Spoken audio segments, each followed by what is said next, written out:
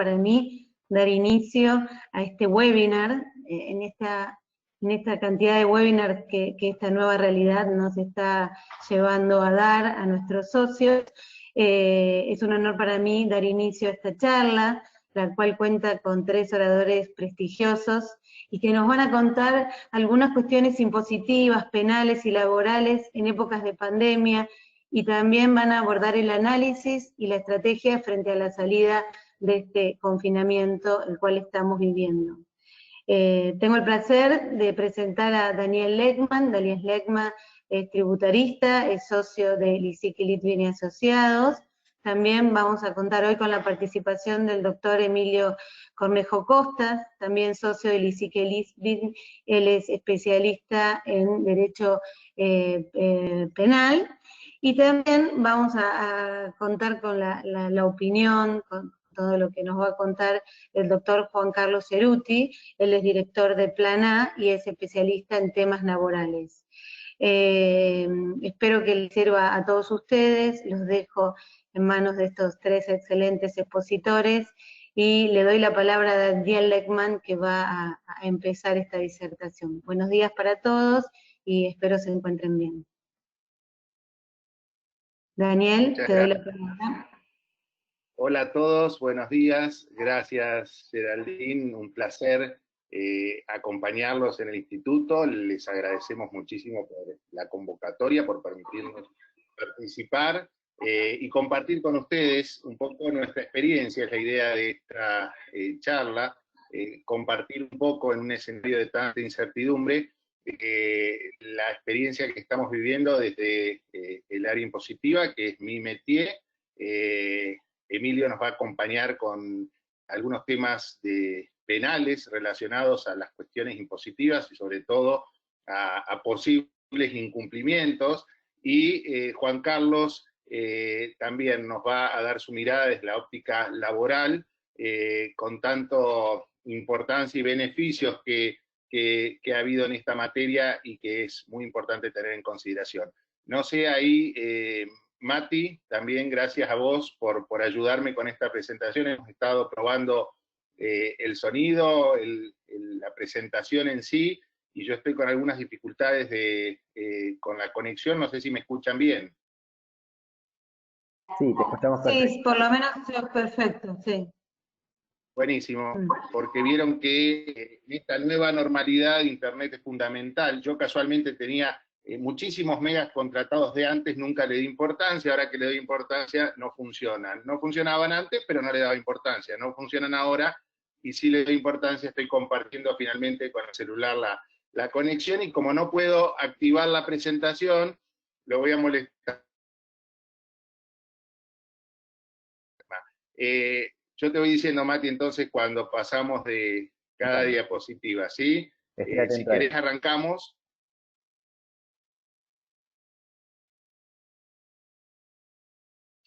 Bueno, esto que ya ahora es historia y lejana en el tiempo, a partir del 20 de marzo quedamos todos con este parate de actividades, la famosa cuarentena que parecía tan lejana cuando escuchamos sobre los primeros días y meses del año las noticias desde el otro lado del hemisferio, finalmente llegó, y en nuestro país se decidió en un principio un parate total de actividades, salvo algunas actividades que fueron consideradas en principio esenciales, que siguieron funcionando no con normalidad, sino con esta nueva normalidad y las dificultades que eso genera, y fueron, si querés pasamos, Mati, las que primero en el sector de la salud tuvieron algunos beneficios fiscales, y es a esto a lo que me voy a referir. Un poco pasando por alto algunas cosas que seguramente ustedes hoy ya tienen más que conocidas, incorporadas, y quizás dejando lugar, que es lo que más me gusta, a las inquietudes que ustedes puedan tener puntualmente, a ese debate, a ese ping-pong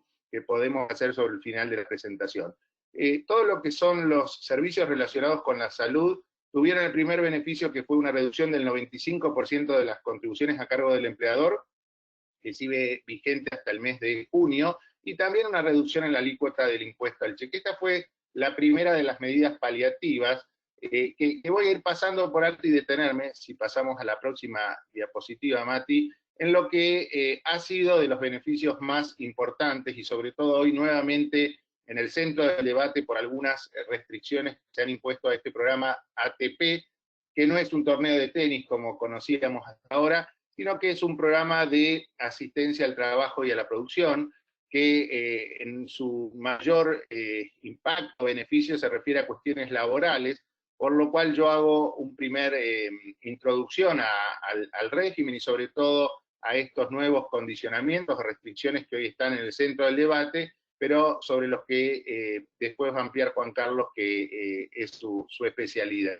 Básicamente el mayor beneficio que tiene este régimen, el más importante, es el del salario complementario, es decir, el hecho que el Estado, no el gobierno, sino el Estado, porque eso se paga con todos nuestros impuestos, se está haciendo cargo del 50% del salario de los trabajadores de las empresas que están más complicadas y son las que han accedido al beneficio, habida cuenta que no han tenido un incremento en su facturación, sino por el contrario han tenido una disminución en sus ingresos comparado el año pasado a este. Este programa ya estuvo vigente para el mes de abril, el pago de los salarios en mayo, tiene un tope, un mínimo de una vez el salario mínimo vital y un máximo de 2 veces, pero es una ayuda muy importante. Obviamente en valores nominales, a mayor cantidad de empleados, más ha sido el beneficio. Y en el mes de abril, que empezó a tener vigencia, si querés ir pasando, Mati, se fue ampliando, yo digo prueba y error. La verdad es que esto ha habido mucho, no lo digo como una crítica, sino como una lógica ante una situación inédita que nos afectó y nos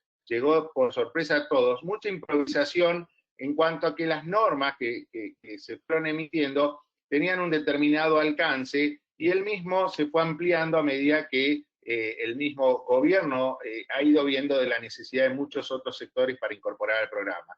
Este programa, que ya tuvo en el mes de abril su etapa de implementación y que muchísimas empresas, más allá de la reducción o postergación en el pago de las contribuciones, han recibido el pago de este salario complementario, se renueva ahora para el mes de mayo, y lo que ha vencido el día, acá quedó desactualizada la fecha porque se postergó al 26 de mayo, pero ya hoy vencido, es la adhesión a los beneficios del régimen por el mes de mayo, que van a ser los pagos de los sueldos que se van a efectuar en el mes de abril.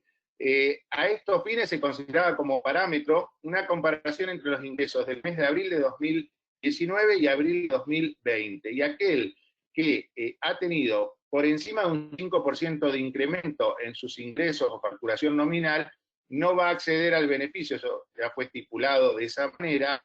En cambio, sí lo va a obtener aquel que no tuvo incremento nominal en sus ventas o el incremento no superó el 5%. Esto implica en términos reales, considerada la inflación, una reducción de entre el 30 y el 40% de sus ingresos. De cualquier manera, y acá sí pasamos a la próxima diapositiva, lo más importante hoy en esto, que ya la mayoría tiene conocido, experimentado e incluso aceitado el procedimiento de cómo acceder a estos beneficios, en su origen implicaba la renuncia, que generó muchas inquietudes y cuestionamientos y escepticismo, sobre todo, como ven ahí en la pantalla, la renuncia al secreto fiscal. Si pasamos a la próxima diapositiva, esto es la renuncia tanto de la empresa a que los datos se divulguen. En principio, como fue planteado, eran los datos que la AFIP iba a poder compartir. La AFIP, que es quien se hace la presentación a través de la AFIP y es la que tiene todos los datos que las empresas han ido consignando, lo iba a poder compartir con el Ministerio de Trabajo y con la ANSES, un poco para evitar el pedido de mayor cantidad de información a las empresas. Esto fue algo que muchos lo vieron con mucho escepticismo y otros lo pensamos como algo lógico en términos de que muchas veces para acceder a un beneficio se pide tanta información, tanta documentación, que muchos terminan renunciando a hacerlo por la complejidad del trámite. Este trámite fue sencillo, lo que pasa es que este escepticismo después se tradujo en realidad cuando algunos de estos datos empezaron a ser publicados, muchos de estos datos utilizados incluso por algunos, en algunos extremos, ¿no? Para su divulgación, y el día lunes pasado, en feriado incluso, se publicó una norma que establece la publicación justamente de estos datos oficialmente. La realidad, datos de quienes accedieron al régimen, cuyos empleados obtuvieron el beneficio, y otras cuestiones que en un país normal parecería ser una cuestión de transparencia lógica, pero en nuestro país siempre se ve con escepticismo y animosidad en algunos casos, incluso cuando no la hay, y esto genera mucha inquietud. Si pasamos a la próxima diapositiva, creo que está la clave de lo que hoy es el centro que decía anteriormente del debate actualmente. Para muchos que han accedido al beneficio en abril y quizás no lo renuevan pensando en el mes de mayo, justamente por estas restricciones. El programa originalmente no tenía ninguna restricción para las empresas de menos de 800 empleados, y que son seguramente la mayoría de las que en cantidad han recibido el beneficio y en las que en principio me voy a centrar. Después vuelvo a las empresas de más de 800 empleados, que son las menos. No tenía ninguna restricción para lo que fue el beneficio del mes de abril, sí la tiene ahora a partir del mes de mayo, para todos, ¿no? Toda empresa, así tenga 1, 5 o 10 empleados y sea realmente pequeña, tiene estas mismas restricciones. ¿Cuáles son? No se van a poder distribuir utilidades por el término de, dice la norma, 12 meses. Lo que pasa es que 12 meses es engañoso la forma en que se cuentan los plazos. Esto es parecido, vieron ustedes, a la prescripción fiscal, que se dice son 5 años. Sin embargo, por la forma en que se computan los plazos, y muchas veces por alguna suspensión que hay a partir de alguna norma de excepción, como una moratoria amplia o un blanqueo, terminan siendo 6, 7 años. Bueno, acá lo mismo, los 12 meses, fíjense, se cuentan desde el ejercicio, de la finalización del ejercicio posterior a la obtención del beneficio. Acá traté de armar un eje de tiempo, y en un ejemplo de un cierre el 31 de diciembre, como son la mayoría en el caso de las empresas, el ejercicio posterior es el que finalizaría el 31/12/2021, como ven en la primera de las flechitas abajo, y a partir de ahí se cuentan 12 meses por los que no se puede hacer distribución de utilidades. Con lo cual, en este caso, hasta el 31 de diciembre de 2022 es que no se van a poder distribuir utilidades. Y recién ahí es que uno después va a poder disponer libremente o no tener por lo menos esta restricción. Las inquietudes son muchas. Bueno, no puedo distribuir utilidades, eso incluye también a los honorarios del directorio. Este es un tema que ustedes sabrán mejor que lo que yo puedo conocer tocando de oído desde la especialidad fiscal, pero en términos contables o societarios, el directorio muchas veces la remuneración que se hace sobre el cierre del ejercicio se termina distribuyendo de las utilidades del ejercicio, mismo así lo contempla la ley de sociedades. Acá sería de esperar una aclaración en este sentido por parte del Comité de Evaluación y Seguimiento del ATP, porque si no, muchos quedarían bastante restringidos, sobre todo en empresas familiares, para ver la forma en que, si las hubiera, esas utilidades de aquí en adelante puedan llegar a los dueños de las empresas, a los directores, figura que se confunde muchas veces en la empresa familiar y que es, bueno, claro que muchos de los directores hoy en las empresas familiares son directores empleados y por sus tareas técnico-administrativas tienen un sueldo mensual. Esto parecería no quedar alcanzado por la restricción. Pero sí la remuneración podría quedar encuadrada en este condicionamiento, en esta restricción, la remuneración que se le vote al directorio en la asamblea anual, como suele hacerse. Sugerencia en estos casos, si no hay aclaraciones, bueno, que en lugar de afectar los resultados no asignados, incluso contablemente, desde el estado de evolución del patrimonio neto a los fines de la remuneración al directorio, se intente incluir alguna provisión en el balance como gasto del ejercicio, y en términos de la decisión de la asamblea, que eso quede más solapadamente convalidado por la asamblea. Pero bueno, acá habría, y creo que en esto se fueron haciendo aclaraciones en el tiempo, sería de esperar que la haya también en este sentido. La otra restricción que hay es no al contado con liquidación, para sobre todo sacar dinero del país, es decir, no a la inversa, pero sí para sacar dinero del país. La verdad que las dos son cuestiones que parecerían lógicas en términos de yo te presto dinero, yo te doy dinero, yo, Estado, te doy dinero, bueno, no lo uses para ni llevártelo vos, ni mandar el dinero al exterior. Lo que pasa es que, bueno, otra vez, acá empieza a jugar el escepticismo, hasta dónde llegan las restricciones, si va a haber nuevas restricciones, sobre todo porque muchas veces se implementan retroactivamente. Y la última de las que están aquí señaladas es un caso solamente para las multinacionales, que no aplica en la mayoría de los casos. Para más de 800 empleados lo único que cambia es que primero la restricción estaba desde el origen e implementación del ATP, con lo cual ya para los beneficios de abril había estas restricciones en casos de empresas de más de 800 empleados, y cuando se amplió la restricción a todas las empresas, para las empresas de más de 800 empleados se pusieron 24 meses siguientes o contados a partir de la finalización del ejercicio siguiente a la obtención del beneficio. Con lo que en este caso de un cierre el 31 de diciembre, esta empresa no podría distribuir utilidades hasta el 31 de diciembre de 2023.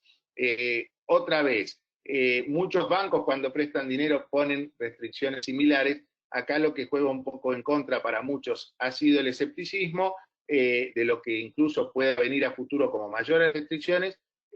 Quizás la solución parece fácil: el que no quiera quedar atado a estas limitaciones, como ha ocurrido en muchos casos, no ha accedido al beneficio por el mes de mayo, está incluso la posibilidad hoy de rechazarlo, y existe la posibilidad futuro de que si reciben el pago sus empleados, se haga una devolución de ese dinero, si uno no quiere quedar limitado a estas restricciones del programa, se haga una devolución con los intereses resarcitorios correspondientes, que corren desde el momento que se recibió el beneficio, los empleados lo recibieron, hasta el momento que la empresa lo reintegra a la AFIP a través de un pago como se hacen los pagos de impuestos habitualmente. Si podés, Mati, seguimos adelante. Quiero aclarar, y me parece importante, que por el mes de abril, quien ha pedido el beneficio, en el caso de empresas de más de 800 empleados, en nuestra interpretación no quedan dudas que no hay ninguna restricción al respecto. Solo tendría estas restricciones el que accede a los beneficios por el mes de mayo, tratándose de empresas de menos de 800 empleados. ¿Cuáles han sido otras normas importantes que han tenido recientemente algunos cambios? Por eso los menciono. La ampliación o el mantenimiento de los planes de facilidades de pago permanente. Es decir, no hubo una prórroga generalizada de los vencimientos como hubiéramos esperado, hubo algunos tibias postergaciones, pero fue importante el hecho que para el caso de las empresas pequeñas o micro, pequeñas y las medianas, en lo que se considera hasta el tramo 1, tienen hoy la posibilidad de que ante un vencimiento pueden acceder a un plan de pago permanente, tienen la posibilidad de tener hasta 10 en forma simultánea, con un máximo de 8 cuotas y una tasa, fíjense, efectiva mensual que ha ido bajando, que para lo que es el mes de mayo es del 2,15%. Esta medida que se había implementado más generalizada post-paso, como muchas normas que tendieron a aliviar la carga fiscal después del resultado negativo que había tenido el gobierno anterior en las PASO, bueno, no solo que se han mantenido, sino que se han ido incluso ampliando en alguna medida. Aquel que ya tiene copado el máximo de planes, bueno, acá la clave está en ir haciendo un poco de cintura a medida que se van produciendo los nuevos vencimientos, para ver de qué manera uno puede llegar a tener regularizadas sus obligaciones a través de estos planes permanentes y jugando con la cantidad de planes máximos con que cuenta cada empresa.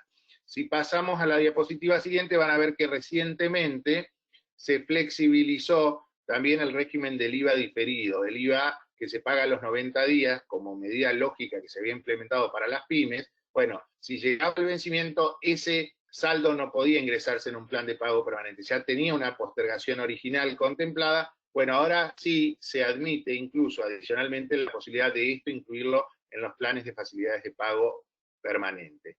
Si pasamos a la diapositiva siguiente, vamos a ver que para el resto de las empresas, es decir, medianas tramo 2 y las grandes empresas, la cantidad de planes que había máxima era de 3, ahora recientemente se amplió al doble, al 6, suelen en general estar más castigados, como vemos en la mayoría de las normas, las empresas que no son pymes. Bueno, acá se flexibilizó un poquito ampliando a 6 la cantidad de planes, cuotas máximas son 6 en lugar de 8 y la tasa de interés de financiamiento de estos planes es un poquito mayor.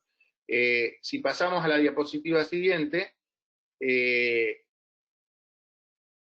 un tema importante a considerar en estos tiempos de escenarios críticos de frazada corta, donde el capital de trabajo no alcanza para todo, y es un poco también por este motivo que estoy compartiendo con ustedes las alternativas que hay al respecto. Una posibilidad es no pagar estos planes de pagos cuya cuota vence en el 16 y el 26 de cada mes. el que no puede hacerlo tiene que estar muy atento a cancelar el débito automático que se establece al momento de la adhesión del plan. ¿Cómo se hace? A través de un stop debit, como con los servicios que ustedes tienen adherido al mismo régimen de débito automático. Hay que tener el cuidado de hacerlo 3 días hábiles antes del vencimiento de la cuota, tanto el 16 como el 26, que es la segunda oportunidad de débito que intenta la FIP. Me acuerdo sobre el comienzo de la cuarentena, muchos decían, no tiene piedad la FIP, me debitó igual. Bueno, no es la FIP, es un tema de sistemas automáticos, hay que tener cuidado si uno no puede afrontar el pago de esa cuota o no tener el saldo en la cuenta o adherir al stop debit. Si pasamos a la próxima diapositiva, no paso rápidamente a comentar con ustedes cuáles son las caducidades de estos planes. Ustedes saben que la FIP tiene categorizados a todos los contribuyentes por su cumplimiento o el sistema de percepción de riesgo que implementó, así se llama, de cómo nos ve la FIP y nos va categorizando. Hasta la categoría D, la A es la mejor, hasta la categoría D uno puede tener hasta 2 cuotas impagas e incluso 60 días después del vencimiento de la segunda de esas cuotas, el plan sigue vigente, caduca recién después de esos 60 días. Para los contribuyentes peor categorizados, si vamos a la diapositiva siguiente, se acota mucho más el plazo de caducidad en este tipo de planes, y la caducidad opera a los 30 días del vencimiento de una cuota impaga. Si podés, Mati, porfa, pasar a la diapositiva siguiente, que es lo que les comentaba recién. Ahora, todo esto pasa a tener un impacto relativo porque obviamente en estos tiempos tan críticos donde uno muchas veces prioriza, como es lógico, la supervivencia de la empresa y quizás no los impuestos pasan a un segundo plano, bueno, las caducidades quedan un poco relativizadas, ¿no? Y en este sentido, fíjense, si pasamos a la categoría siguiente, ya se implementó recientemente también un plan de facilidades de pago para rehabilitar los planes caducos al 30 de abril de 2020. Yo me acuerdo cuando empezábamos a dar estas charlas sobre el comienzo de la cuarentena, yo siempre decía que en este escenario de frazada corta, donde hay que pararse sobre el capital de trabajo y obviamente, como es lógico, lo vuelvo a decir, priorizar la supervivencia de la empresa, bueno, los impuestos que quizás uno ha ido relegando, o muchos porque no podían, algunos otros porque no querían afrontar los primeros vencimientos en esta situación de parate de actividades, bueno, apostaban, como suele pasar en nuestro país, lo que yo digo la profecía autocumplida, apostaban a que siendo la mayoría que no iba a pagar o poder pagar sus impuestos, iba a ser necesaria una norma de excepción que, como suele haber en nuestro país en tiempos normales, de tanto en tanto, o una moratoria o la ampliación de las facilidades de pago, bueno, lógicamente nuestra nueva normalidad iba a tener que salir algo. Y de hecho salió que estos planes permanentes que han caducado el 30 de abril se puedan rehabilitar a través de la adhesión a un nuevo plan de facilidades de pago, que aquí lo ven con hasta 6 cuotas desde el mes de julio en adelante. Sí.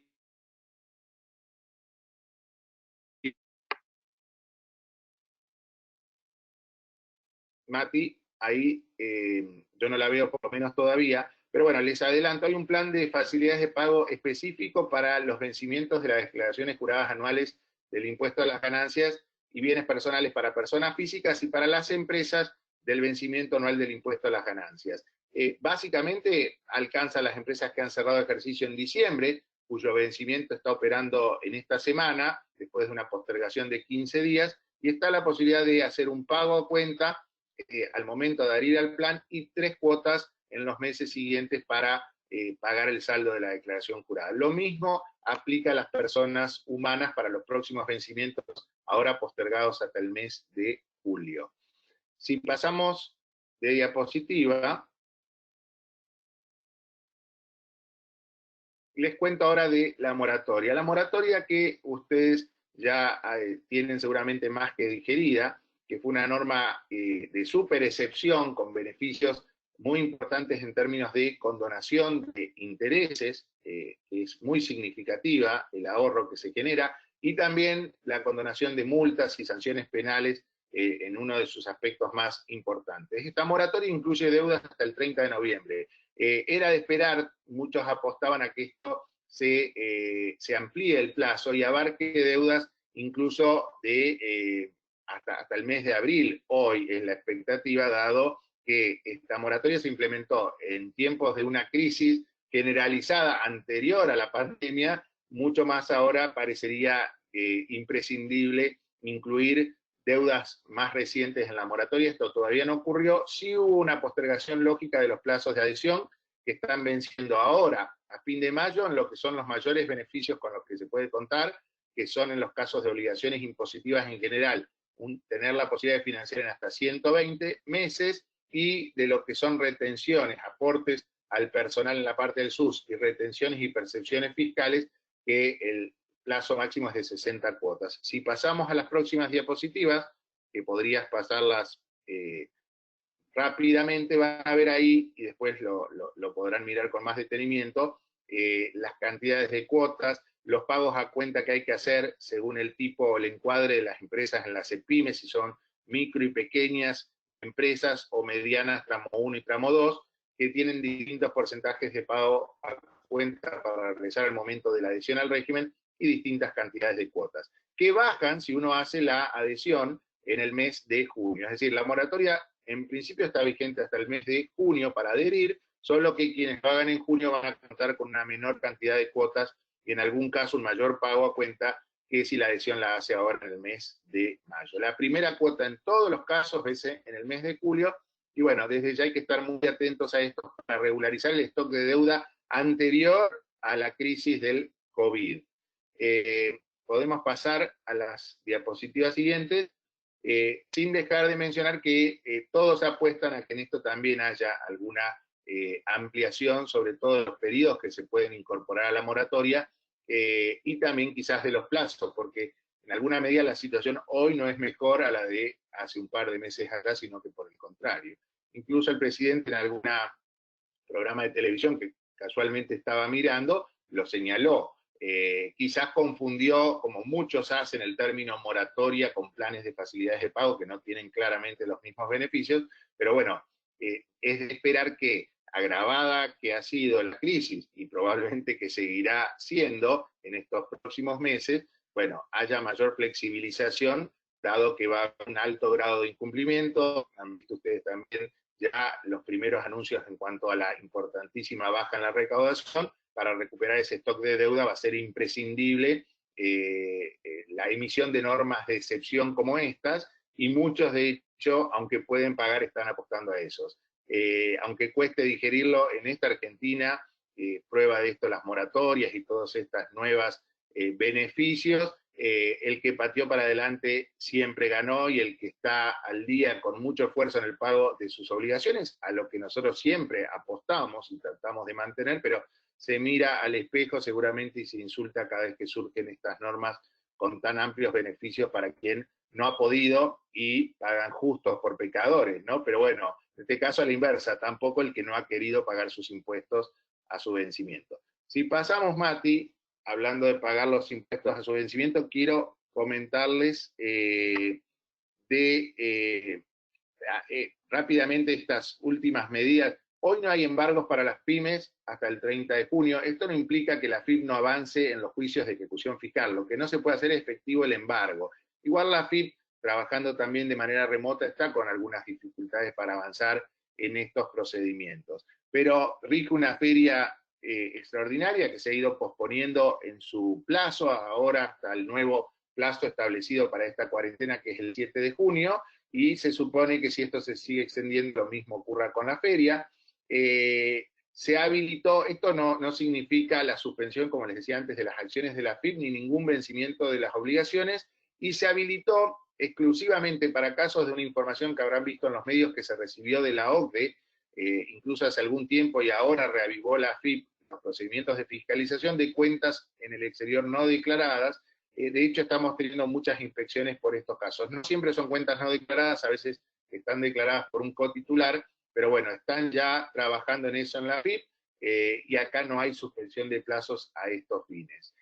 También la Corte Suprema fue posponiendo la vigencia de la feria o los días que se consideran inhábiles a los fines de las actuaciones en todos los tribunales del país, también ahora como siguiendo el plazo de ampliación de la cuarentena hasta el 7 de junio. Si pasamos a la diapositiva siguiente, y comentando rápido, y la pasamos por alto, Mati, que se prorroga la vigencia de los certificados PYME hasta el 30 de junio. Esto para muchas empresas que cierran ahora en diciembre y vence en mayo, la declaración jurada venció, y en enero que vence en junio, es importante porque no le aplican los nuevos parámetros y sigue vigente el certificado MIPYME, que es importante para la moratoria, para varias cuestiones de beneficios que hay para las pymes. No hay en esto ninguna caída de los certificados ante nuevos incumplimientos. Si pasamos a la próxima diapositiva, acá es donde quiero señalarles un poco el dilema que se genera ante cada uno de estos vencimientos. La frazada es corta, los impuestos son muchísimos, la carga fiscal en Argentina sigue siendo exorbitante, y lejos de disminuir, parece que muchas veces se sigue incrementando. Entonces, este es el dilema. ¿Cómo hago para pagar todo? Si vemos como ejemplo, ahora en la próxima diapositiva, pongo el caso del IVA como ejemplo, pero lo mismo aplica a otros vencimientos. Mati, si podés, y perdón que siga.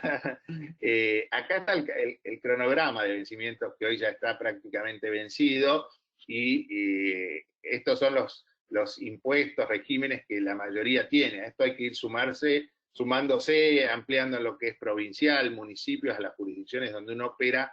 Esto es lo que hace que a veces se dice cuántos impuestos tenemos, se ha llegado a calcular que son hasta 164. En nuestro país, lógicamente aplican de manera diferente, pero son muchísimos y muy pesados.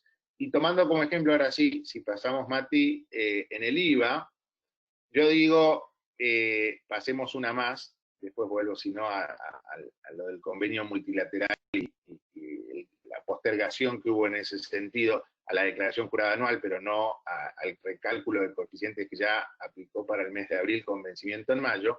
Frente a un vencimiento, yo puedo optar por, en principio, 3 situaciones. No presentar la declaración jurada, que es este primer caso.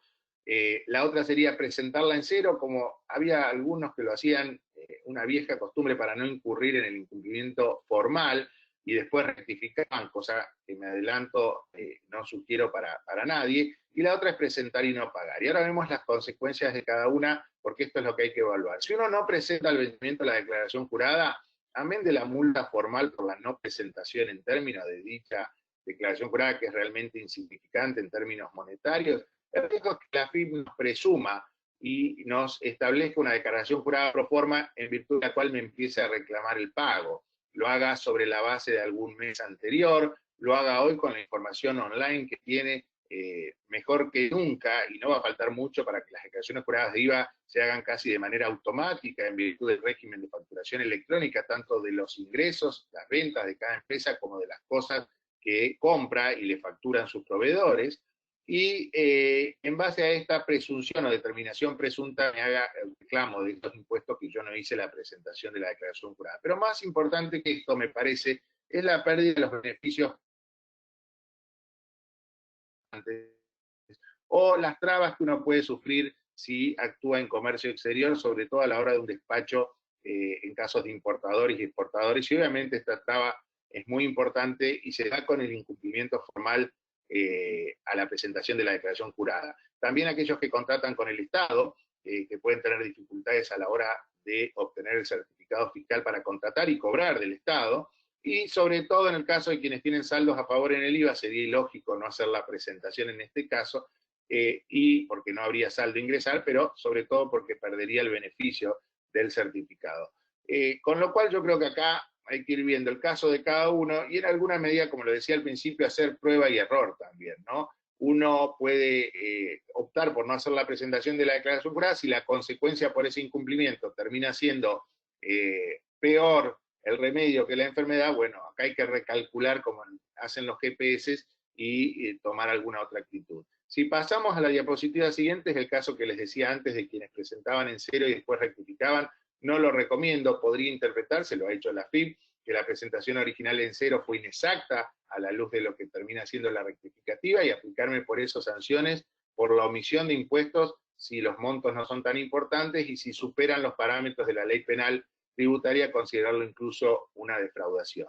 Si pasamos a la diapositiva última de estas 3 alternativas, bueno, presentar y no pagar si no alcanza el dinero, Obviamente apenas presentamos y no pagamos, me van a intimar, esto es sistémico, lo hace muy rápidamente el sistema, o incluso con notificaciones a la casilla electrónica. Me va a iniciar, si no respondo a ese requerimiento, el juicio de ejecución fiscal. No me va a poder embarcar hoy si soy pyme, pero además me generan los mismos inconvenientes como importador-exportador y en lo que es el certificado fiscal para contratar. En virtud de todas estas consideraciones, es que yo sugiero, como van a ver en esta diapositiva siguiente, Mati, que están los planes permanentes que les comentaba anteriormente. Yo apelaría a la mayoría de los cantidad de planes con los que cuenta cada empresa según cómo está categorizada, y si llega al límite de los mismos, bueno, seguir jugando con mucha cintura, con las caducidades de los mismos, con la anulación, si es que en la agencia lo permiten, y la incorporación de las deudas de estos planes caducos o anulados, junto a los nuevos vencimientos, en nuevos planes que me permitan mantener la cantidad de planes vigentes. Esto es medio una logística bastante y una estrategia bastante en particular que deberá seguir cada uno en función de los límites que tenga y la cantidad de obligaciones vencidas. Lo importante de esto es que yo adhiero al plan y la cuota me vence recién el día 16 del mes siguiente, con lo cual tengo, en general, los vencimientos de mediados de mes, casi un mes de postergación para el pago de la primera cuota. No se olviden que pueden ser planes de hasta 8 cuotas para las empresas pymes y medianas hasta tramo 1, y tramo 2 y grandes empresas pueden tener hasta 6 cuotas, con lo cual es una financiación que por lo menos me permite patear un poquito para adelante los vencimientos, sin caer en ninguno de estos incumplimientos que me pueden generar condiciones o consecuencias, mejor dicho, indeseadas. Si pasamos a la siguiente diapositiva, aplica de la misma manera para el resto de los impuestos. En ingresos brutos creo que lo que más hay que cuidar, hablando de incumplimientos eventualmente, es que la falta de pago o presentación de las declaraciones juradas puede implicar que esa jurisdicción me ponga en el padrón de alto riesgo, que implica un porcentaje mayor de retenciones bancarias, sobre todo que son las más gravosas y perjudiciales, y también de las percepciones que me apliquen mis proveedores o que me generen cuando me hacen algún pago. Yo creo que la problemática de los saldos a favor en el impuesto sobre los ingresos brutos en las distintas jurisdicciones es hoy una de las principales problemáticas pymes. Lo era antes de la pandemia, pero estamos hablando de supervivencia, estamos hablando de beneficios con el ATP y las postergaciones del pago de impuestos, y por otro lado, muchas de las pymes tienen hoy parado un montón de dinero que se derrite, esos saldos a favor se derriten como si fuera un helado en la mano, que las distintas jurisdicciones provinciales, cada una con sus cuestiones y algunas que rozan la casi legalidad, me van absorbiendo el dinero con estos distintos métodos, insisto, algunos bastante cuestionables, y cuando quiero cortar la sangría con un certificado de no retención, me dan alguna vuelta para obtenerlo o me sacan a relucir algún incumplimiento de la empresa en los regímenes que tiene que actuar como agente de retención o percepción, que se multiplican con las jurisdicciones en las que cada uno opera y son complicadísimos, y mucho peor cuando voy a decirle al fisco que me devuelva ese dinero que está inmovilizado, que termina siendo casi que mejor para muchos directamente desistir de esta opción. Nosotros insistimos mucho en hacerlo, pero bueno, es una problemática realmente muy, muy importante. Si pasamos a la diapositiva siguiente, el cuidado mayor, y acá está referido, es con todo lo que tiene que ver con agentes de recaudación. Y acá hago hincapié, y le dejaré a Emilio que nos va a dar mucho mejor opinión al respecto, pero este es el tema más sensible. En SICORE, lo que es AFIP, y en los regímenes de retención y percepción en lo que son los impuestos provinciales, así como en los aportes a la seguridad social, que son los casos que implican haberse en principio quedado con dinero de terceros. Cuando la frazada es corta, cuando hay que priorizar el capital de trabajo, cuando hay que poner sobre la mesa el tablero de comando con todos los vencimientos y ver a qué apostar primero, qué priorizar, sin dudas que lo retenido a terceros, el dinero que la empresa se quedó de terceros, empleados, proveedores o clientes, es el que hay que priorizar para su ingreso, porque tiene su incumplimiento o falta de pago en términos tiene consecuencias penales. Claro que ustedes dirán, muchas veces, hoy por hoy, en este contexto, si yo le cobro a mi cliente a los 90 días, la percepción de impuestos que le hice, se la tengo que ingresar al fisco a los 15 y yo no tengo ese dinero, no lo percibí realmente. Y lo mismo quizás le pago a un proveedor a 90 días y tengo que darme vuelta y a los 15 ingresar la retención que supuestamente hice y que en efecto no la hice al fisco. Hoy ser agente de retención y percepción es una problemática importante, quizás lo que hay que evaluar, aunque a veces muchos clientes lo reclaman y proveedores lo exigen, pero hay que evaluar quizás mejor no actuar como agente, aunque corresponda a hacerlo y no depositar estas retenciones y percepciones en términos. Si pasamos a la diapositiva siguiente, creo que refiere justamente a las multas que hay por el atraso en el pago de las contribuciones y los aportes al Sistema Único de la Seguridad Social. Tengan en cuenta que además de los intereses resarcitorios, puede implicar el retraso en el pago, aunque hoy está en muchos casos postergado, en otros reducido, pero puede significar la imposición de multas por parte de la AFIP, que son porcentajes mucho más gravosos y complementarios al interés resarcitorio. Creo que con esto llegamos por último, si no me equivoco, Mati, y podés pasar a la próxima diapositiva, los impuestos municipales, que como yo digo, pasan a ser en este contexto y escenario de frazada corta, el último orejón del tarro. Aunque los municipios, lógicamente, que se han visto muy perjudicados con la recaudación, y no así han hecho los deberes en cuanto a sus gastos, bueno, van a empezar a estar mucho más insistentes y apremiantes con los incumplimientos que se están dando de manera generalizada.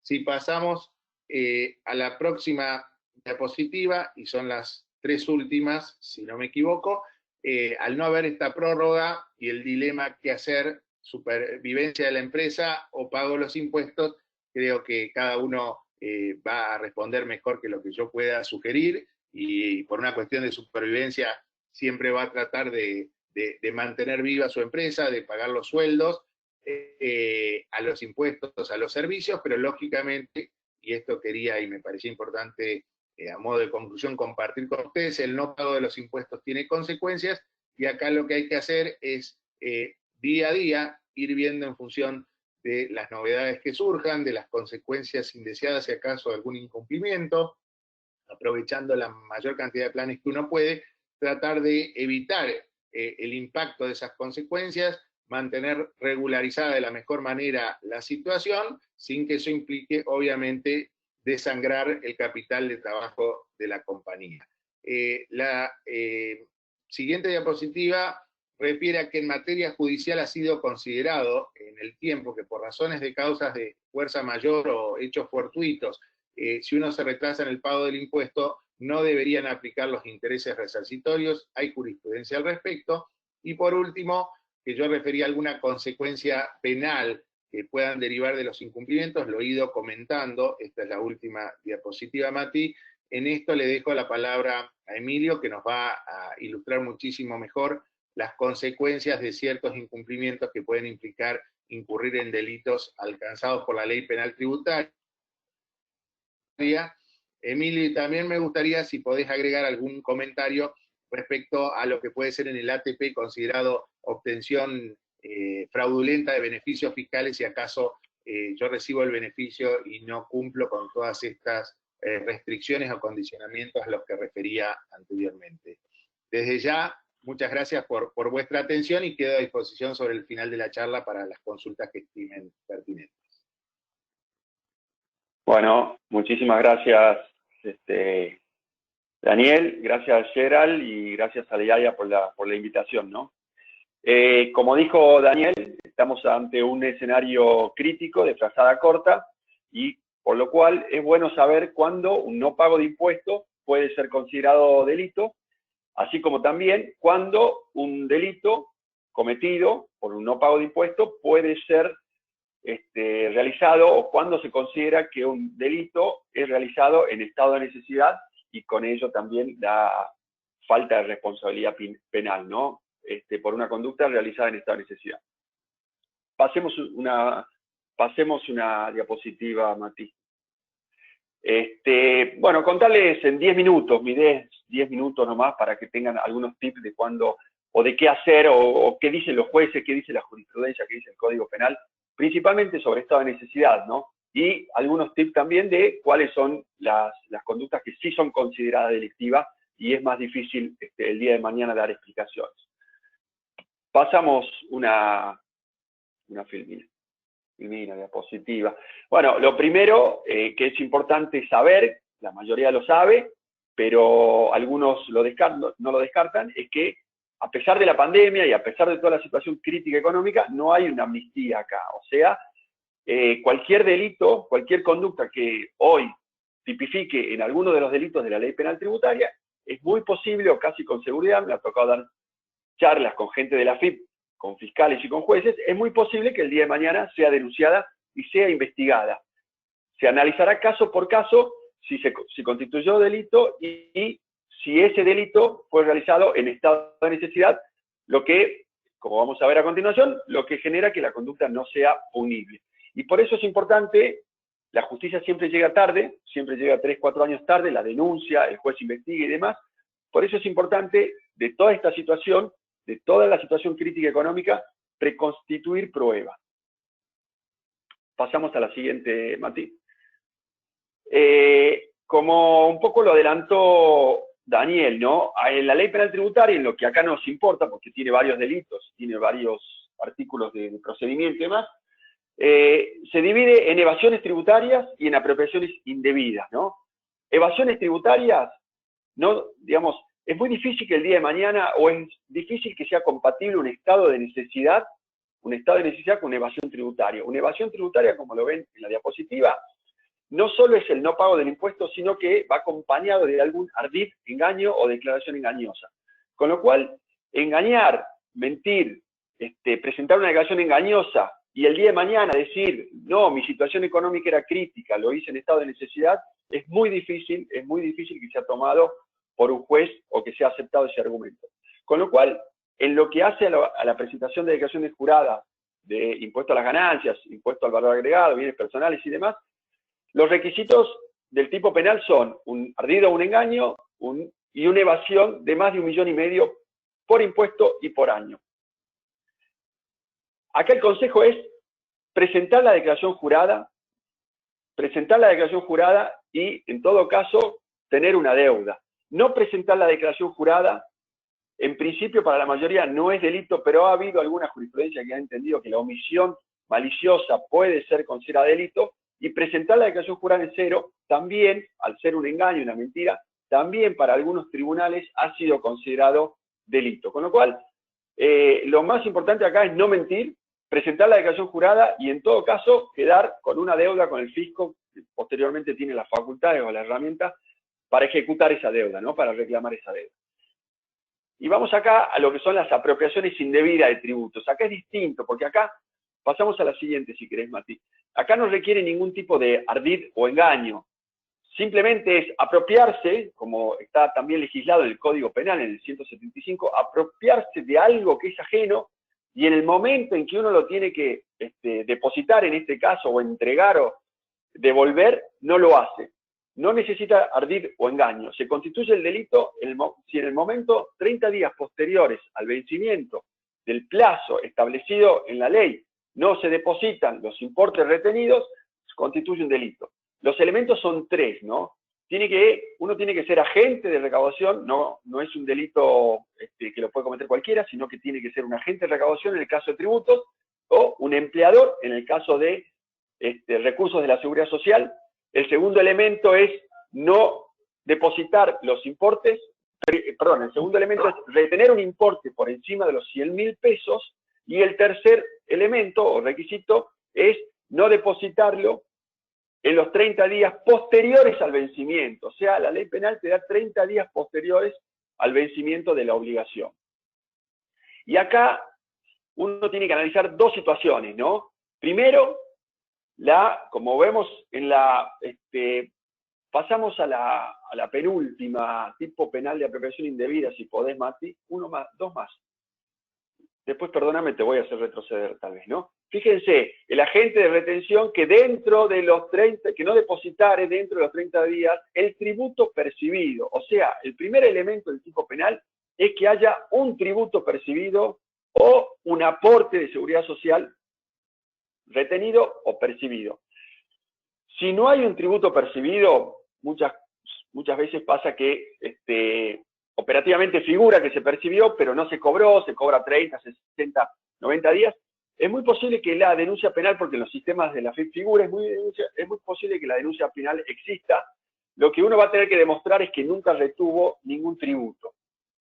Esto deviene en una conducta atípica, no en estado de necesidad, sino directamente no hay tipo penal, no hay delito. Yo no retuve, nunca retuve y por ende tampoco podía depositar. La segunda situación acá, y volvemos un poquito para atrás, Mati, si podés, es lo que se llama estado de necesidad, una más y una más.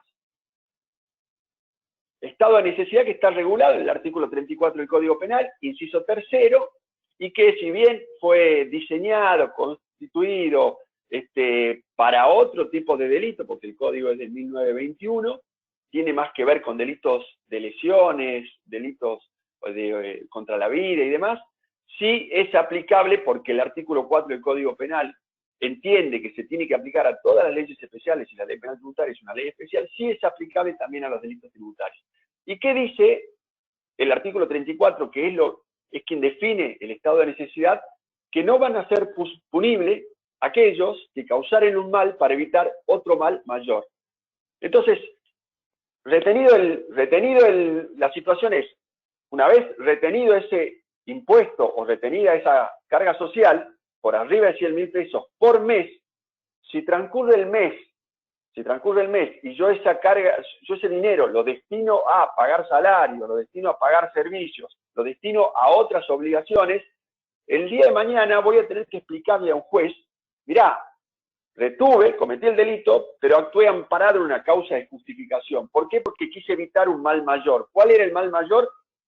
El desenvolvimiento laboral de la empresa, el funcionamiento de la empresa, los sueldos del personal, pero lo voy a tener que demostrar yo. Por eso yo siempre al principio les dije, acá hay que preconstituir prueba. ¿Qué significa? Que tengo que el día de mañana, demostrar que no tenía ninguna alternativa, que estaba en un estado de necesidad. Es decir, estar en un estado de necesidad significa demostrar que el bien jurídico, pago de impuestos, no se podía conjugar de otra manera, no tenía acceso al crédito, no tenía ahorro, no tenía plazos fijos, he tenido causas en las cuales el juez ha librado oficio a los bancos para ver si uno podía girar en descubierto. No tenía alternativa, era el único dinero que disponía y necesitaba priorizar el otro bien jurídico.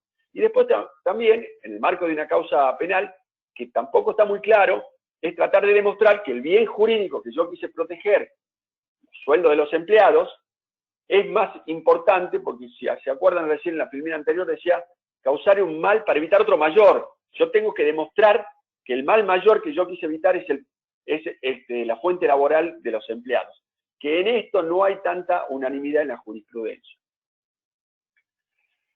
Como verán en la próxima filmina, en la próxima diapositiva, hay una tensión o hay que demostrar que el no pago de impuestos retenidos es inferior a lo que es la continuidad laboral de la empresa. Hay que demostrar el día de mañana y por eso yo insisto que hay que preconstituir pruebas porque si bien ahora estamos en un estado de necesidad y uno piensa el día de mañana el juez lo va a entender por toda esta situación que vivimos, la verdad que la vara con que miden el pasado los jueces, a mí me ha pasado defender muchísimas situaciones de estado de necesidad de empresas que terminaron quebrando, y la verdad que la vara con la que miden el día de mañana los jueces penales ya no es con la vara que tenemos hoy, del estado de necesidad real que estamos viviendo. Se olvidan, y son bastante más exigentes.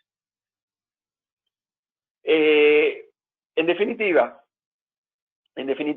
es importante, en primer lugar, preconstituir prueba. ¿Qué significa? Que si yo no percibí o no retuve el impuesto, tratar de demostrar o tratar de tener una especie de informe, tratar de tener una especie de una prepericia, por decirlo de una manera, a los efectos del día de mañana demostrar estos 100.000 pesos yo nunca los retuve. ¿Por qué? Porque cobré a 60, 90 o directamente nunca cobré. Y en segundo lugar, es una situación difícil con relación a los aportes de seguridad social, ¿no? Porque uno directamente lo registra en el recibo de sueldo y es muy difícil el día de mañana, a pesar de que pareciera ser una ficción en algunos casos, es muy difícil el día de mañana decir yo nunca retuve las cargas sociales porque están asentadas en los recibos de sueldo. Y en segundo lugar, si yo retuve verdaderamente esos impuestos y destiné ese dinero que recibí, destiné a otras cuestiones o a otros gastos tan importantes como el pago de impuestos, también tengo que tratar de demostrar el día de mañana. Y lo que me quedan dudas es acerca de si un juez el día de mañana va a considerar una empresa o una persona física en estado de necesidad cuando, en definitiva, y esto también es importante que se tenga en cuenta, cuando accedió a determinados beneficios, cuando en el mismo momento realizó operaciones contó con liquidación. Yo entiendo que el juez el día de mañana, antes de admitir un estado de necesidad, no solo va a librar oficio a todos los bancos para saber bien la liquidez de las empresas, sino también va a librar oficio a los efectos de saber todo el contexto en el cual actuó esta empresa.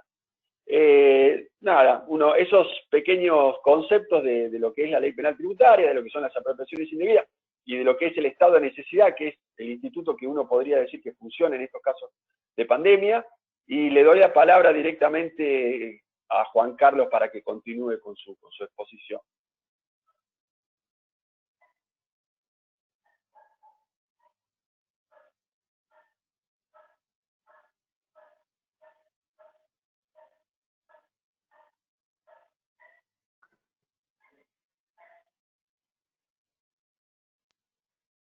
Ahí estamos.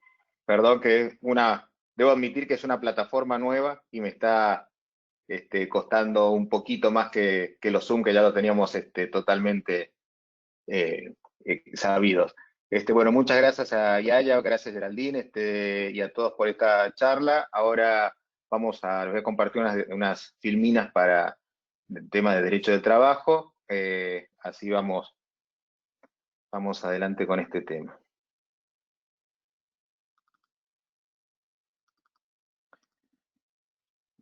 Un segundo.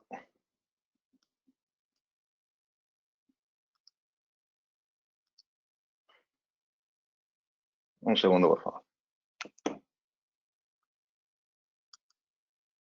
Ahí está. Bueno.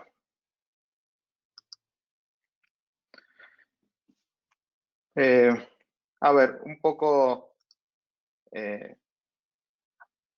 ya lo ha dicho de manera muy acertada Daniel Lechmann, un poco todo lo que es los apoyos y los avances en materia de ayuda a las empresas en el pago de los sueldos, de lo que fue este programa de ATP, que realmente vino a ayudar y a salvar a muchísimas compañías. Realmente se ha apoyado a miles y miles de empleados con el pago de una parte del salario, y realmente lo describió de manera fantástica. Te debo siempre, nos llamas la atención con tus explicaciones y tus filminas, todo lo que es las restricciones, que realmente espero que las puedan cambiar, pues estas restricciones a todas las compañías para el tema sobre todo, del tema de reparto de dividendos, etcétera, que lo explicó muy bien Dani. Así que yo esa parte me parece que debería de cambiarla, y espero que el comité cambie de alguna manera o aclare esa parte. Entendemos que el tema de contado con liquid, bueno, que no se use lo que se ahorró en salarios en hacer digamos, esa compra y envío al exterior, podría ser de alguna manera justificable, pero algunas otras cosas creo que deberían de cambiarse.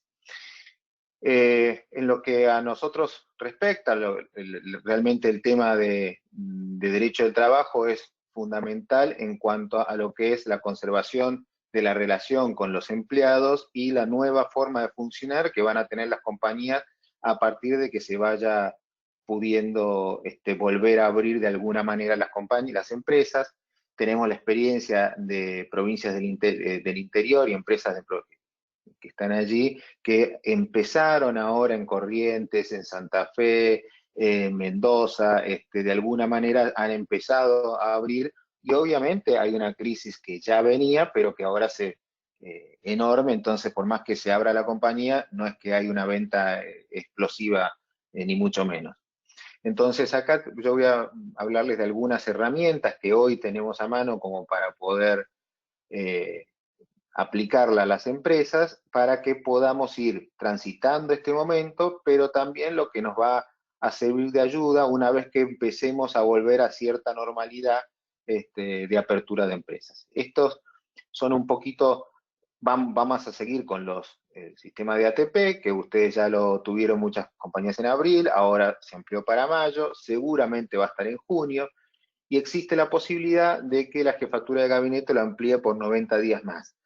Con lo cual, no sé la verdad si va a ocurrir después en julio, entendemos que por lo menos 3 meses van a estar esta ayuda. Nosotros estimamos que tenemos que pensar en un panorama de 8 a 12 meses para que las empresas vuelvan a abrir de manera más o menos normal y estabilizarse. Obviamente, durante todo ese tiempo necesitamos algún tipo de apoyo estatal y luego acuerdos de partes. Y son estas herramientas que hoy estamos viendo, estos acuerdos 223 bis, que ahora se han hecho súper famosos, un artículo que jamás se usó en Derecho del Trabajo, y que tiene que ver con lo que es estas medidas laborales, que este decreto, ¿se acuerdan? Que ya parece que hubiera pasado 2 años, pero fue el del 31 de marzo, que se prohibieron los despidos, que prohibieron los despidos por fuerza mayor o sin causa. Obviamente sí están los que son con causa, y se aplica a todos los regímenes de contrato de trabajo, tanto a la industria de la construcción o cualquier otro régimen, está prohibido despedir en este momento. Obviamente, y esto es importante, no aplica a la finalización de contratos eventuales ni de plazo fijo. Hay diversos puntos de vista con respecto a los contratos a prueba. Por mi parte entiendo que se pueden dar de baja los contratos a prueba, algunos opinan que no, ya hay algún principio de un fallo nada más, pero que no es un fallo definitivo, vamos a ver cómo se va resolviendo, pero claramente lo que sí no se puede es despedir en aquellos contratos que tienen, que son por tiempo indeterminado, ¿no? Con causa sí, obviamente con acuerdo sí, con renuncias también, y lo que se ha permitido son estas suspensiones, que 223 bis, que ha habido una recomendación para las pautas de estos 223 bis de la UIA-CGT, que creo que esto era por abril y mayo, en estos momentos se están reuniendo, están viendo de ampliar esto a junio, y luego también la Secretaría de Trabajo hizo digamos, un sistema de homologación express para aquellas compañías que hubieran hecho este modelo de acuerdo a lo que es las pautas de UIA-CGT, que era el 75% del neto, del salario neto que ganaba el trabajador, ¿no? Se hicieron varios acuerdos marcos de la UOM, del Sindicato de Comercio, de UDGRA, de UOCRA, de SMATA, todos estos acuerdos marcos, y requieren una homologación, digamos, especial, y estas express que les decía antes, en el Ministerio de Trabajo por cada empresa que hiciera estos acuerdos con sus empleados. Todo se hace hoy por hoy a través de trámites a distancia. En general es bastante rápido, digamos, uno tiene que familiarizarse con estos sistemas nuevos, pero digamos, ha tenido buen resultado y la gente del Ministerio de Trabajo está trabajando, le diría, bastante arduamente con estos temas. Bueno, esto es un poco lo que ya fuimos viendo y lo dieron con Daniel. Realmente este ATP ayuda a muchísimas empresas, sobre todo en salarios de 25, 30 mil pesos, 50 mil pesos, que son la mayoría de los salarios que tenemos. Entonces, que se le pague la mitad del salario, hasta 33 mil pesos, significa algo relevante. A su vez, el no pago o la postergación de las contribuciones patronales también es relevante, y cuando uno hace un acuerdo del 223 bis, además de pagar menos salario, tampoco paga estas contribuciones, con lo cual el ahorro es realmente significativo. Obviamente uno piensa, la empresa está cerrada y todo esto es gasto, es real. Lo cierto es que hubiera sido terminante para la compañía si no hubiera tenido este tipo de herramientas y que las que vamos a ir desarrollando brevemente. Los requisitos ya los habíamos visto con Dani, pero que básicamente era la reducción sustancial de la facturación. Y eso un poco nos llamó la atención al principio, que realmente no estábamos conformes con esta decisión, pero luego vamos a ver unos gráficos. La verdad que la cantidad de compañías que tienen igual o menor facturación de lo que fue el periodo todo 2019 comparativo, 2019 con un 56% de inflación, es enorme. O sea, digamos, la crisis que veníamos arrastrando era importante, obviamente con la pandemia es tremenda y terminal, como en algunas compañías está pasando, por eso hay que seguir un poco los lineamientos de cuidar la caja, ¿no? De lo que se tenga. En ese sentido, bueno, el salario complementario ayuda un montón, y este tema de hay un comité, que esto ya ahora también es bastante famoso, pero repaso brevemente, es un comité que evalúa a quienes se le otorga este salario complementario, que lo integra el Ministerio de Trabajo, el de Producción, la FIP y Jefatura de Gabinete. Esto permite que entre ellos vayan conversando y se vaya modificando, ampliando la ayuda a cada vez más compañías y sectores. En ese sentido, incluso, bueno, a lo que decía, se amplió a universidades, escuelas privadas, empresas de transporte, algunos sanatorios, bueno, prácticamente todos, ¿no? Los sanatorios privados también accedieron, que en algún momento estuvieron exentos de esto por ser esenciales, pero la verdad que se le había caído la facturación notablemente. Y también se amplió a que podía tener uno en el de, como se llama, para los salarios de mayo, puedes también no solo tener la misma facturación, sino hasta un 5% más, que de alguna manera incluye a bastante más compañías. Y no hay ningún límite de empleados, como al principio de todos existía, que era hasta empresas de 100 empleados, luego de 800, y luego se amplió a todo el mundo. No hay un límite de empleados. Esto es lo que muy bien dijo Dani, y que esperemos que cambie, digamos, que se modifique. Obviamente para las compañías que no quieran tener estas restricciones, también pueden salir del ATP devolviendo lo que se hubiera pagado, ¿no? Obviamente, como lo que se le paga a los empleados, las empresas lo toman a cuenta de los salarios, ¿no? O sea, no hay problema con ese tema. Esto es lo que les decía, la variación, esto están en las actas de los comités, lo que es la variación según los sectores. Es muy interesante cómo la mayoría de los sectores tuvo igual o menos facturación, pero aún de antes, digamos, de la pandemia, ¿no? Yo voy un poco rápido porque me parece muy importante las preguntas que tengan todos respecto de esta situación. Digamos, acá hay un tema fundamental que tiene que ver con cómo nos vamos a parar en el objetivo primordial que tenemos que tener, que es lograr que la empresa continúe abierta con el personal adentro de la mejor manera posible.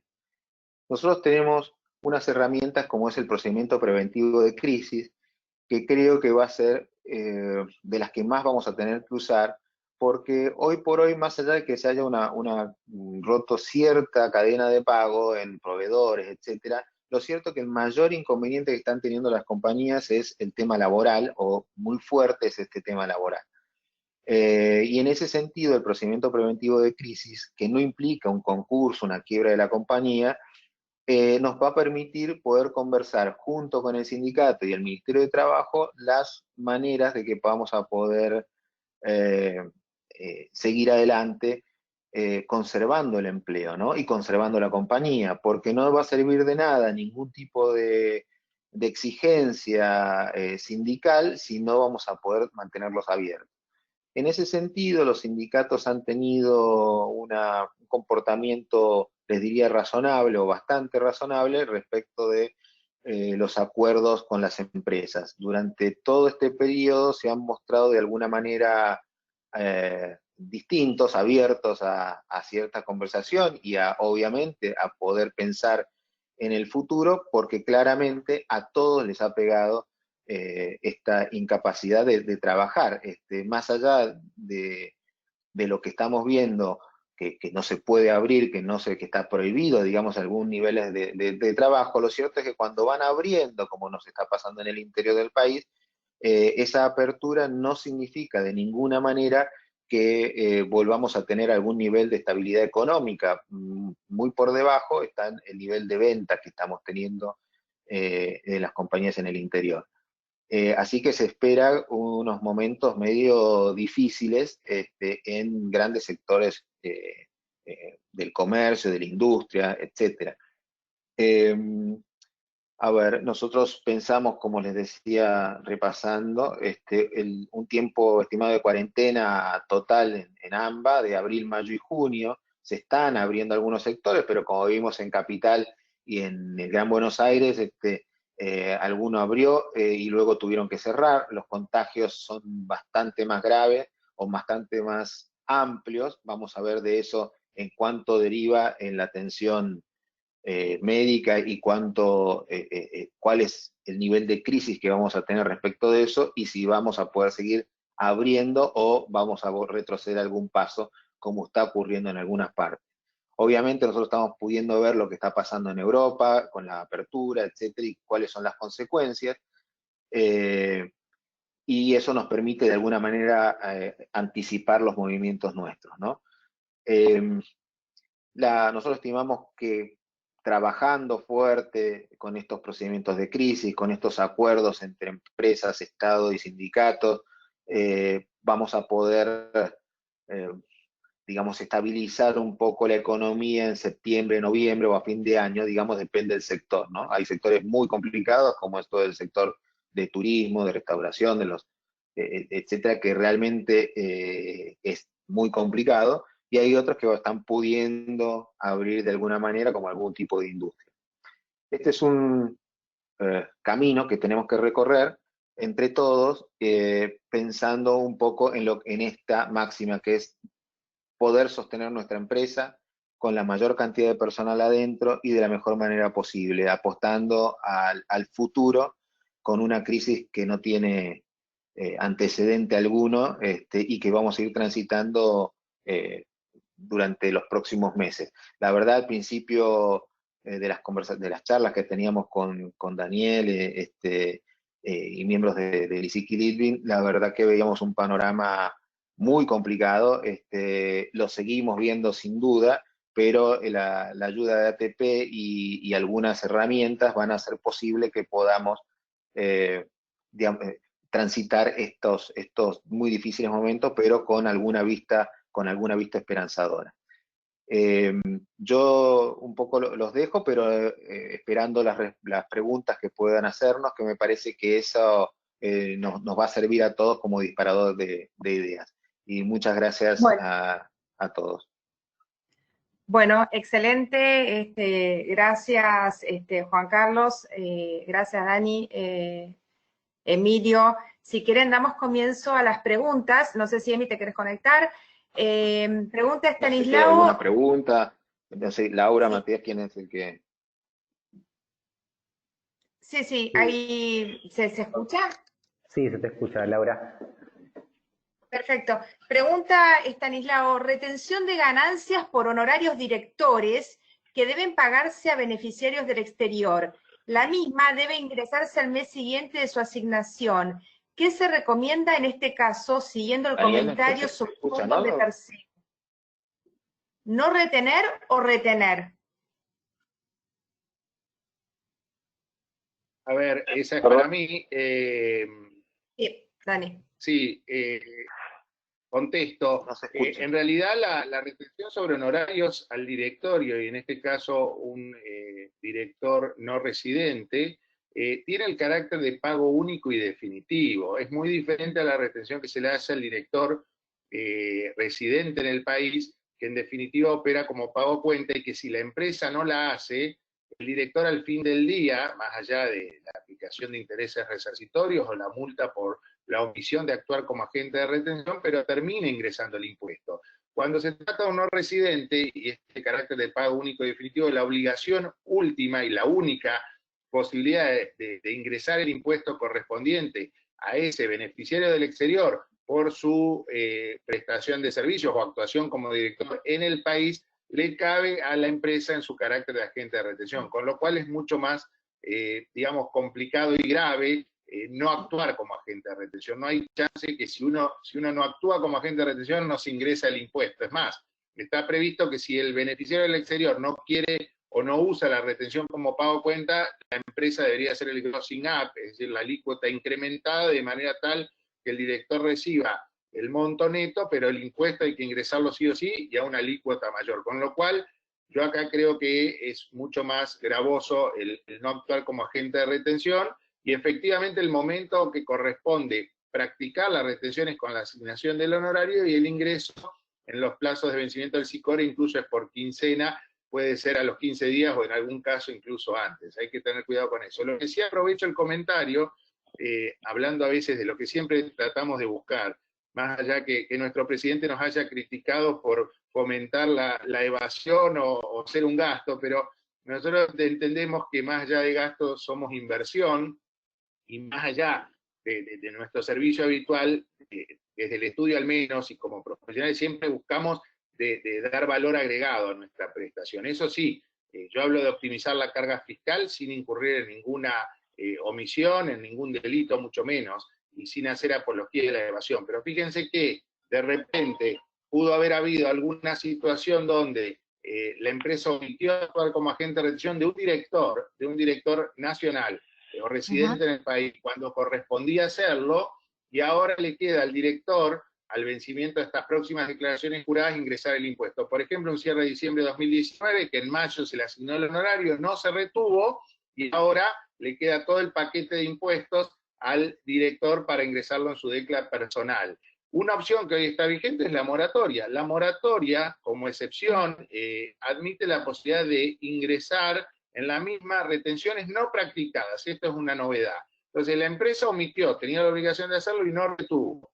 Bueno, retiene ahora o retiene ingresa esta retención omitida en la moratoria con fecha mayo 2019 como vencimiento, y ahora el director toma y computa esa retención en su declaración jurada personal, disminuyendo significativamente el saldo a ingresar y pagando a la empresa. Esto en empresas familiares realmente es una muy buena alternativa, pagando en 120 cuotas el monto de esa retención, que ahora el director se toma 100% en efectivo. Eso me parece un buen dato de color para tener en consideración.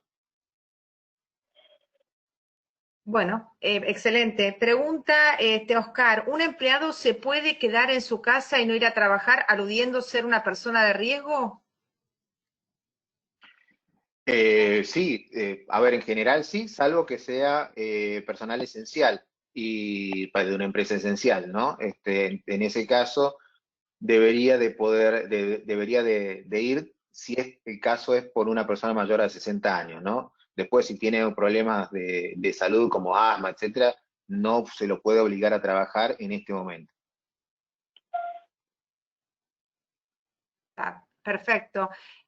No sé, Matías, creo que no hay más preguntas. No sé si vos tenés alguna otra pregunta o aclaración. No, Laura. También estaba viendo que habían hecho las consultas que vos estabas mencionando. Bueno, Sí. agradecerles a los expositores por la presentación de hoy. No sé si quieren, digamos, hacer algún aporte más, si algún participante usuario quiere tomar el micrófono, hacer alguna última consulta.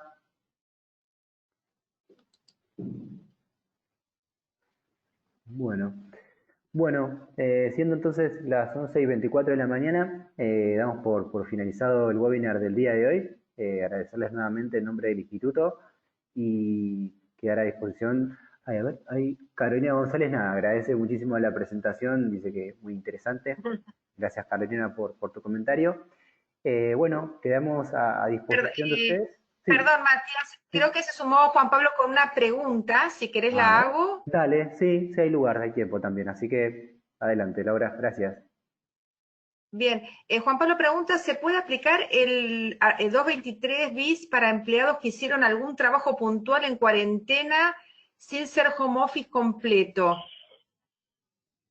Sí, se puede, a ver, se puede hacer por los días que estuvieron suspendidos. O sea, la suspensión es por día, entonces se puede hacer por esos días.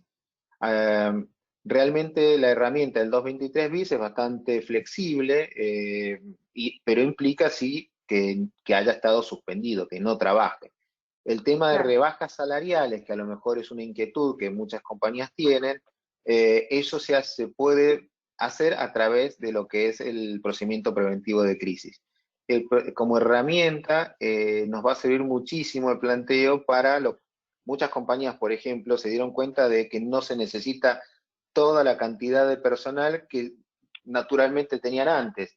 ¿Por qué? Porque vamos a reabrir y tenemos nuevas funcionalidades, hemos aprendido a trabajar remoto. Bueno, hay un montón de cosas que fueron interesantes y que llegaron para quedarse y eso nos va a permitir, a través de un procedimiento de crisis, digamos, reacomodar la compañía sin tener alguna lío o conflictividad colectiva, ¿no? O generar juicios laborales. Es muy importante que las empresas tomen decisiones pensadas, porque a veces lo hacen de alguna manera rápido, digamos, y esto después, la consecuencia son juicios laborales, que cuando reabra los tribunales, bueno, por ahí se complica el futuro. Y hay formas de hacerlo sin generar ese tipo de conflictividad, ¿no? Bien, clarísimo.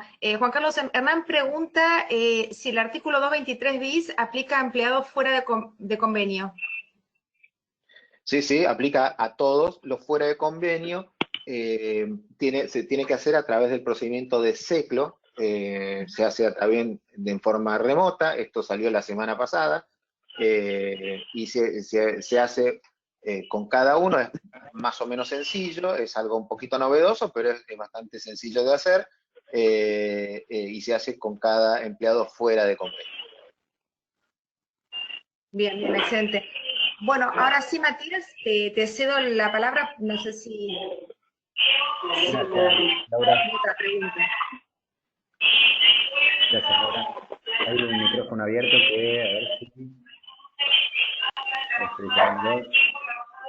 Bueno, siendo entonces las 11:28, ahora sí, damos por finalizado el webinar del día de hoy. Agradecerles nuevamente a Daniel, a Emilio y a Juan Carlos por su exposición. Ha sido muy, muy completa y muy clara.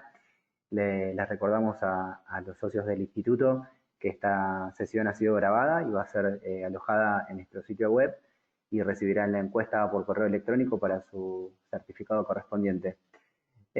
Muchísimas gracias a todos los que participaron. Será hasta la próxima y desearles buenos días. Hasta luego, gracias. Un gusto, muchas gracias. Saludos a todos. Saludos, buen día.